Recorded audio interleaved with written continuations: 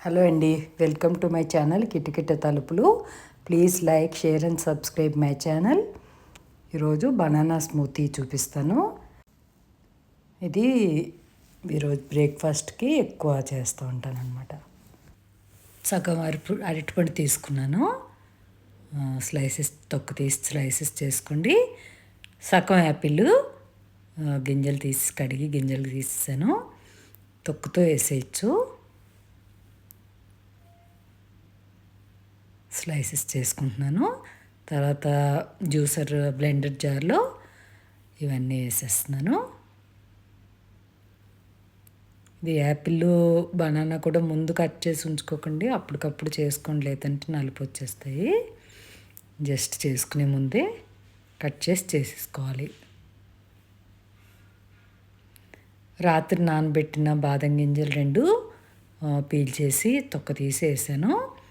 2 ఖర్జూరం గింజలు తీసేసి వేసాను.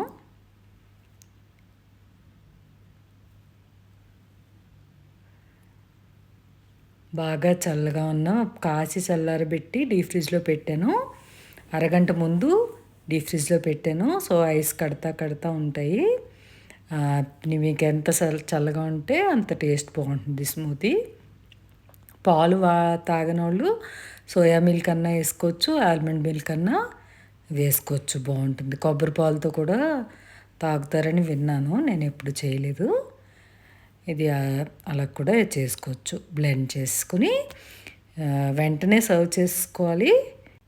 అరటిపండు వేసాం కదా, నలుపు వచ్చేస్తుంది.